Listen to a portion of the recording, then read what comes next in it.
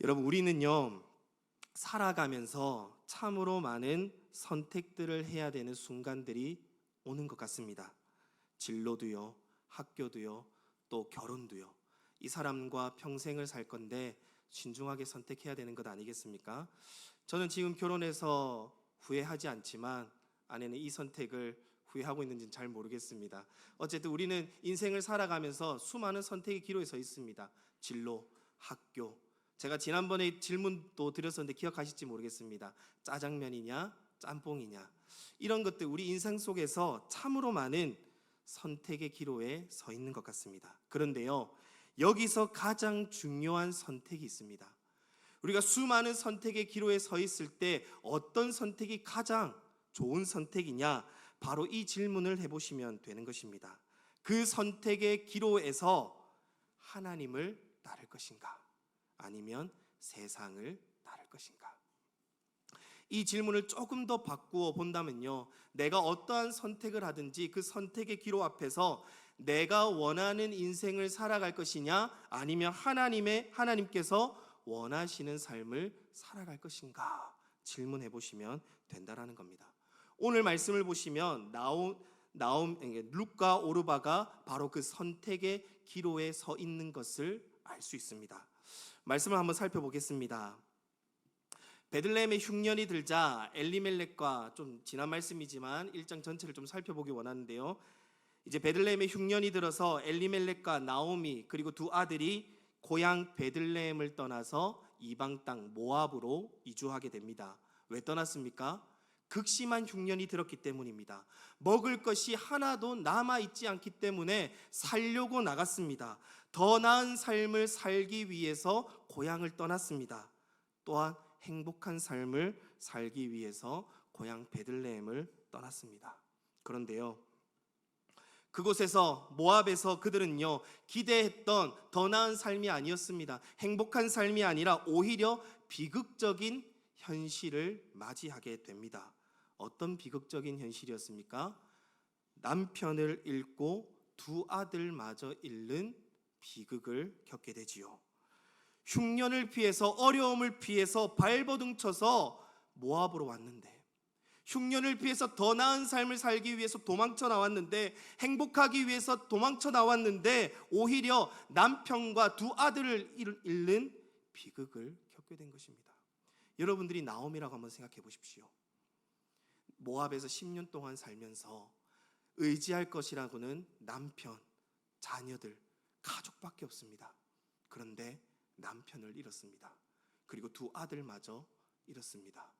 더 나은 삶, 더 행복한 삶, 더 편안한 삶을 살기 위해서 나왔는데 이런 비극적인 삶을 겪게 되었습니다. 얼마나 마음이 힘들었겠습니까? 나오미에게 남은 것이라고는 결국 두 아들이 모압에서 얻은 두 며느리밖에 이제 남아있지 않습니다. 참으로 힘들고 괴롭고 슬픔 가운데 있던 중에 고향 베들레헴에서부터 한 가지 기쁜 소식이 들려지기 시작합니다. 그 소식이 어떤 소식이었습니까? 기억하실지 모르겠지만 바로 파카드의 하나님에 대한 소식이었습니다. 하나님께서 이스라엘에게 적극적으로 찾아가셔서 이스라엘 백성들을 돌보신다는 소식을 듣게 된 겁니다. 흉년이었던 그 땅에 양식을 다시금 풍성하게 부어주신다는 그 소식을 듣게 된 것입니다. 이 소식을 들은 나오미는 이제 또 중요한 선택의 기로에 서게 됩니다. 어떤 것입니까? 다시 고향 베들레헴으로 돌아갈 것인가? 아니면 지금까지 모압에서 잘 살아왔는데 모압에 남아서 살 것인가? 이제 선택의 기로에 서 있습니다. 그런데요, 이 나오미는요, 주저하지 않고 하나님께서 계신 약속의 땅 베들레헴으로 다시 돌아가기로 결단을 합니다. 그런데요, 이 나오미가 이제 베들레헴으로 돌아가려고 하기 전 이제 두 며느리가 마음에 걸리는 겁니다. 그래서 이 두 며느리들에게 이 나오미가 권유하지요. 너희는 나 따라오지 말고 너희 고향 이 모압에 남아서 살아라 라고 권유합니다. 왜냐하면 나오미는 이 두 며느리에게 해줄 수 있는 것이 아무것도 없습니다. 나이가 많아서 다시 재혼해서 아들을 낳을 수 있는 형편도 아니고요. 그렇다고 해서 이 두 며느리들을 이스라엘로 데리고 가서 조금 더 편안한 삶, 안락한 삶, 행복한 삶을 보장해 줄 수 없기 때문에 나오미가 이 며느리들에게 할 수 있는 최선의 방법은요, 인간적으로 할 수 있는 최선의 방법은 너희는 나를 따라오지 말고 그냥 모압에 남아서 살아라. 이것이 인간적으로 할 수 있는 최선의 배려였다라는 겁니다. 그런데요, 이 권유는 단순한 인간적 배려를 넘어서 신앙의 선택을 지금 이 두 며느리에게 하는 것입니다. 한마디로 너희 두 며느리야, 나와 함께 돌아가 하나님을 섬기겠느냐, 아니면 너희 고향으로 돌아가 모압의 신을 섬기겠느냐라는 권유이기도 합니다. 당시 각 부족마다 그리고 각 민족마다 섬기던 신들이 있었습니다. 모압은요, 그모스 신이라는 신을 섬겼습니다. 여기서 그모스라는 신은 전쟁의 신으로 불렸는데요, 끔찍하게도 이 그모스 신을 섬길 때에, 숭배할 때에 이 모압 사람들이 어떻게 섬겼냐면 인신 제사를 드렸습니다. 힘든 일이 있거나 어려운 일이 있거나 위기가 찾아올 때에 자기의 자녀들을 서슴지 않게 그모스 신에게 바치는 인신 제사를 드렸다는 거예요. 그래서 열왕기하 3장 27절의 말씀을 보시면요, 당시 이스라엘과 이 모압이 전투를 벌이고 있는데요, 모압 왕 메사가 이 전쟁에서 불리해지자 그 전쟁의 전세를 뒤집기 위해서 자신의 맏아들을 그모스 신에게 바치는 장면이 열왕기하 3장 27절 말씀에 기록되어 있습니다. 얼마나 끔찍한지 모릅니다. 그리고 이 모압 사람들이요, 이 그모스 신을 얼마나 열심을 다해 섬겼는지 성경에는 이런 표현도 있습니다. 민수기 21장 29절 말씀입니다. 민수기 21장 29절 앞에 화면에 있는데요, 이렇게 표현합니다. 모압아, 내가 화를 당하였도다, 그모스의 백성아.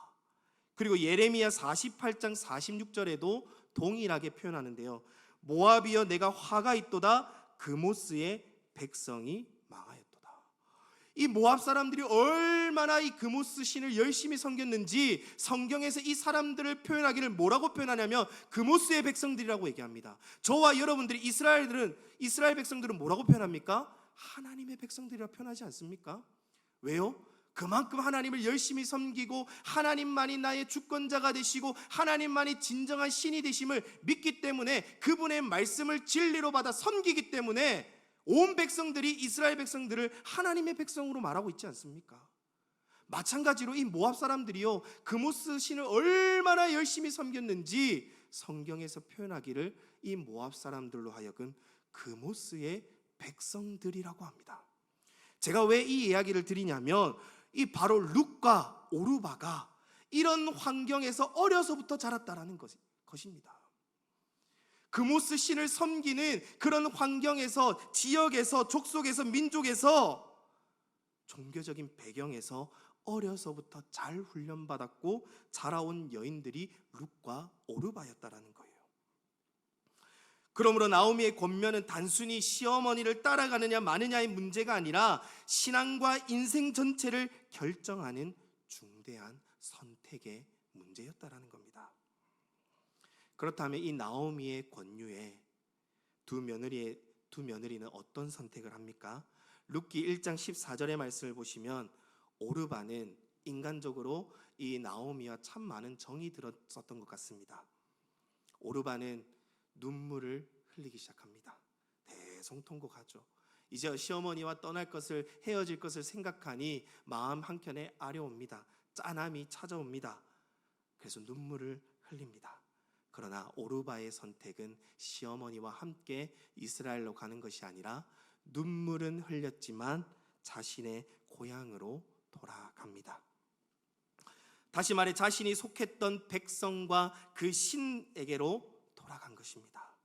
이를 더 바꿔 얘기하면요, 오르바는 결국 하나님을 믿는 길을 포기하고 세상으로 돌아간 것입니다. 하나님이냐 세상이냐 선택할 수 있는 아주 중요한 기로에서 오르바는 익숙함을, 편리함을, 안주함을, 세상을 선택한 것이죠. 그러나 룻은 달랐습니다. 1장 16절 말씀 우리 한 목소리로 같이 한번 읽어보도록 하겠습니다. 룻기 1장 16절 말씀 같이 읽겠습니다. 시작. 룻이 이르되 내게 어머니를 떠나며 어머니를 따르지 말고 돌아가라 강건하지 마옵소서. 어머니께서 가시는 곳에 나도 가고 어머니께서 머무시는 곳에서 나도 머물겠나이다. 어머니의 백성이 나의 백성이 되고 어머니의 하나님이 나의 하나님이 되시리니. 룻의 이 고백은요, 단순한 동정심이 아닙니다. 단순한 감정이 아닙니다. 단순한 효심에서 나온 고백이 아닙니다. 지금 룻이 한 이 16절의 고백은요, 신앙 고백입니다. 왜요? 자신이 지금까지 가지고 있던 모든 것들을 지금 다 포기하고 내려놓고 하나님을 선택하겠다라는 믿음의 고백이라는 거예요. 한번 생각해 보십시오. 룻은 아직 젊습니다. 그래서 이 룻이 지금 내린 선택은요, 결정은요, 쉬운 선택이 아닙니다. 룻이 모압에 머문다면 아직 젊기 때문에 재혼할 수 있죠. 그리고 또 모압에서 익숙한 땅에서 익숙한 사람들끼리, 편안한 사람들끼리 만나서 편안한 삶을 누릴 수 있습니다. 그리고 가족들과 함께 익숙한 종교 아래서 그모스 신을 늘 섬기던 대로 섬기면 됩니다. 그런데 룻이 어머니를 따르겠다라는 말은 바로 이 모든 것들, 익숙함, 편안함, 세상의 모든 것들을 포기하고 한마디로 버리고 하나님을 따르겠다라는 믿음의 선택이라는 겁니다. 지금 이 룻의 고백은 단순한 효심이 아닙니다. 감정이 아닙니다. 동정심이 아닙니다. 자신의 민족적 정체성과 종교적 배경을 다 던져버리고 하나님을 지금 선택한 것입니다. 여기서 중요한 질문이 있습니다. 그러면 자신의 모든 것을 내버리고 하나님을 선택한, 하나님을 택한, 하나님께 돌아가기로 결정한 이 룻을요, 하나님이 그냥 내버려 두실까요? 이것이 너무나도 중요합니다. 계속해서 룻의 고백을 한번 보도록 하겠습니다. 1장 17절 말씀입니다. 17절 말씀을 보면요, 룻이요 더 놀라운 말을 이어가고 있습니다. 어머니께서 죽으시는 곳에서 나도 죽어 거기 묻힐 것이라. 만일 내가 죽는 일 외에 어머니를 떠나면 여호와께서 내게 벌을 내리시고 더 내리시기를 원하나이다 하는지라. 지금 17절에서 지금 룻이 어떻게 고백을 하고 있습니까? 재밌는 것은요, 지금 룻이요 이스라엘 공동체 안에서만 사용하는, 이스라엘 사회에서만 사용하는 여호와라는 하나님의 이름으로 지금 맹세하고 있다는 거예요. 여호와의 이름으로 맹세합니다. 어머니가 죽으신 곳에서 나도 죽겠습니다. 만일 어머니가 죽는다고 했을 때 내가 그 자리를 떠나면 여호와께서 나를 벌하시고 더 벌하실 것입니다 라고 얘기를 하는 거예요. 한마디로 이 고백이 어떤 고백이냐, 나 또한 이제 이스라엘의 공동체로, 하나님의 백성의 공동체로 들어가겠다는 결단이고, 자신이 어머니가 죽고 난 이후에도 결단코 하나님을 떠나지 않겠다라는 확신과 결단의 고백이었다라는 겁니다. 성도들, 앞서 질문드린 대로 일사각오의 믿음이었습니다. 사생결단의 믿음이었습니다. 하나님만 바라보고 그 베들레헴에 가는 믿음이었습니다. 그러면 하나님만 바라보고 가는 이 룻을요, 하나님이 그냥 외면하시겠습니까? 그냥 내버려 두시겠습니까? 그렇지 않습니다. 마가복음 8장 35절 말씀에서도 예수님께서 이렇게 말씀하시지요. 누구든지 제 목숨을 구원하고자 하면 잃을 것이요, 누구든지 나와 복음을 위해서 제 목숨을 잃으면 구원하리라. 하나님이 건져내 주시겠다는 거예요. 하나님이 도와주시겠다라는 겁니다. 나와 복음을 위해서 목숨을 잃을 각오가 있다면 하나님께서 그 구렁텅이에서 건져내 주시겠다, 구원해 주시겠다, 이끌어 주시겠다라고 말씀하시는 겁니다. 여러분, 이것이 바로 신앙의 원리고 믿음의 원리라는 겁니다. 예수님도요 하나님의 본체셨지만, 잘 들어보십시오, 예수님도 하나님의 본체셨지만 낮고 낮은 인간의 몸을 입고 이 땅 가운데 오셨고 우리를 위해 십자가에 달려 죽으셨습니다. 그런 예수님을 하나님께서 어떻게 하셨습니까? 예수님을 다시 살리시고 모든 이름 위에 가장 뛰어난 이름을 주셨습니다. 여러분, 우리의 삶도 마찬가지입니다. 하나님 말씀대로 살면 좀 손해볼 것 같습니다. 하나님 말씀대로 살면 뒤처질 것 같습니다. 하나님 말씀대로 살면요 망할 것 같습니다. 그런데요, 놀라운 일은요, 하나님 말씀대로 살면요 오히려 살아남고 승리하게 되는 것입니다. 근데 왜 우리가 하나님 말씀대로 사는데 왜 불안할까요? 저는 이 말씀 준비하면서 왜 그럴까 고민을 많이 했는데 이유는 딱 한 가지더라고요. 목사인 제가 왜 불안할까? 하나님을 믿는데 왜 불안할까? 왜 염려가 있을까? 왜 걱정이 있을까? 확신이 없더라고요. 확신이 없더라고요. 내 인생을 책임져 줄 확신이 없더라고요. 머리로는 아는데요. 머리로는 압니다. 글로 읽어서, 성경을 읽어서, 많은 설교를 들어서 머리로는 압니다. 근데 중요한 선택의 기로 앞에서는요, 하나님보다요 제가 먼저 보입니다. 확신이 안 서는 거예요. 그래서 말씀대로 살면은 뒤처질 것 같은 거예요. 말씀대로 살면요 망할 것 같습니다. 말씀대로 살면요 손해볼 것 같습니다. 제가 중고등부를 섬기는데 요즘 중고등부 학생들을 보면 너무나도 안타깝습니다. 교회보다, 하나님보다 학원이 우선이고요, 성적이 우선이고요, 대학이 우선이고요, 취업이 우선입니다. 하나님께 인생을 못 맡겨요. 왜 그럴까요? 확신이 없습니다. 공부를 잘해야지, 좋은 데 취업해야지 살 거라는 자신의 경험과 그런 확신이 있기 때문에 하나님보다도 그런 나의 지식, 나의 경험, 나의 기준을 더 선호하는 것이죠. 그런데 룻은 어떻습니까? 괜히 하나님을 선택했다가, 괜히 베들레헴으로 갔다가 쫄딱 망했습니까? 괜히 시어머니 따라갔다가 고통 속에 살다가 괴로움 속에 죽었습니까? 그렇지 않습니다. 하나님은 그런 룻을 일사각오로 하나님을 붙들고 하나님만 바라보고 온 룻을요 그냥 내버려 두지 않으신다라는 거예요. 이방 사람인 모압 사람인 룻이요 이스라엘 사람인 보아스를 만나서 가정을 다시 이루게 됩니다. 이 보아스가 어떤 사람이었습니까? 베들레헴에 많은 땅을 가지고 있는 부유한 사람이었고 아주 영향력 있는 사람이었습니다. 또 성문 앞에 둘러앉아 대소사를 결정할 수 있는 굉장히 영향력 있는 사람이었습니다. 그런데 하나님께서는 들판에서 이삭 줍던 젊은 과부 룻이요 보아스와 가정을 이루게 하십니다. 더 나아가서 심지어 하나님께서는 룻을 다윗의 증조 할머니가 되게 하셨고 예수 그리스도의 조상으로 기록되게 하셨다는 것은 우리는 좀 기억하셨으면 좋겠습니다. 성도 여러분, 하나님께서 룻에게 그냥 이러한 축복을 주신 것이 아닙니다. 우리 룻기 2장 12절 말씀을 함께 보셨으면 좋겠습니다. 이런 일사각오, 하나님의 확신을 가지고 하나님 아니면 안 된다라는 믿음을 가지고 나왔을 때에 하나님은 우리에게 동일하게 우리에게 이렇게 말씀하십니다. 2장 12절 말씀 우리 한 목소리로 같이 읽어보겠습니다. 시작. 여호와께서 내가 행한 일에 보답하시기를 원하며 이스라엘의 하나님 여호와께서 그의 날개 아래에 보호를 받으러 온 내게 온전한 상 주시기를 원하노라 하는지라. 아멘.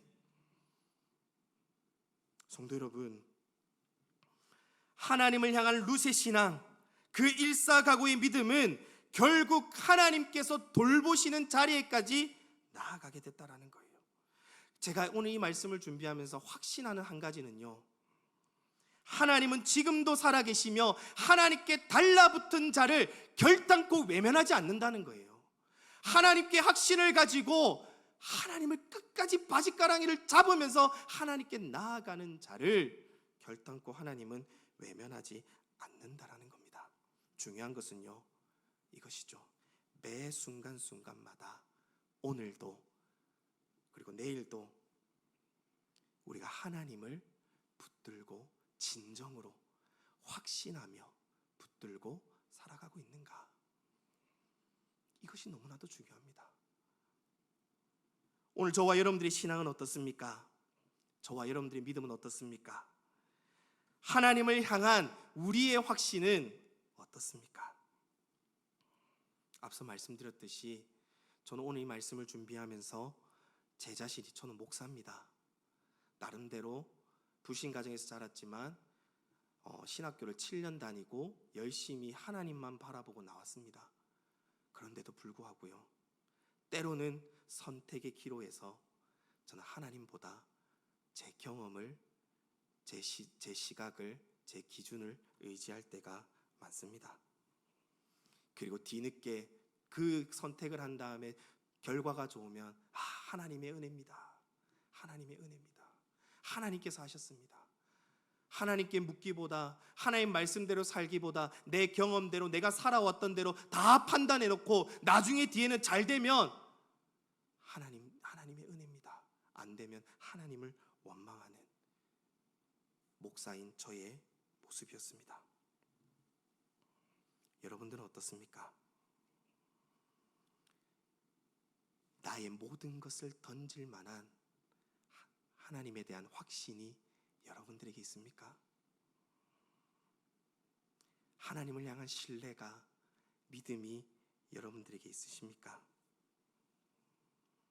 오늘도 여러분은 하나님을 붙들고 쫓고 계십니까? 아니면 주님보다 내 눈앞에 있는 현실을 먼저 보고 계십니까?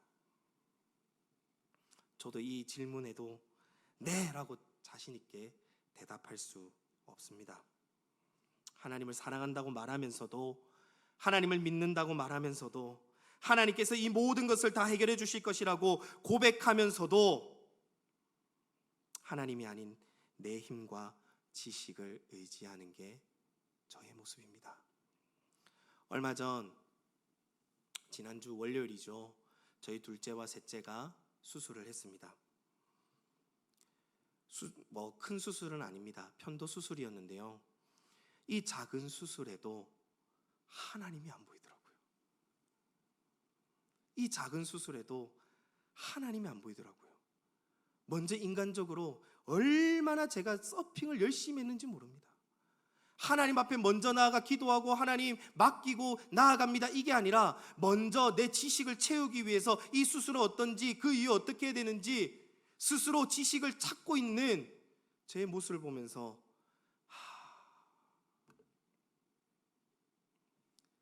얼마나 초라한지. 그 검색하고 이런 것이 나쁘다는 것이 아니라 하나님께 먼저 기도하고 하나님을 붙들고 하나님께 대한 확신으로 나아가야 될 목사가 수술실에 들어가기 전까지 얼마나 마음이 불안하든지요. 애들이 수술복을 입고, 환자복을 입고 들어가는데 느낌이 정말 묘합니다. 작은 수술인데도요, 느낌이 묘합니다. 잘못되면 어떡하지? 의사 선생님 잘못 찢으면 어떡하지? 이런 불안감들이 엄습해 오고 기도보다는 걱정과 염려와 불안이 더 커지는 저의 초라한 자신을 보게 되었습니다. 사랑하는 성도 여러분, 여러분들은 어떻습니까? 선택의 기로에서 하나님에 대한 확신을 가지고 하나님을 선택하고 계십니까? 아니면 세상을 선택하고 계십니까? 로마서 14장 8절 말씀에 이렇게 선포합니다. 이 성경 구절을 제가 읽고 말씀을 마무리하기 원합니다. 우리 한 목소리로 같이 한번 읽어볼까요? 시작.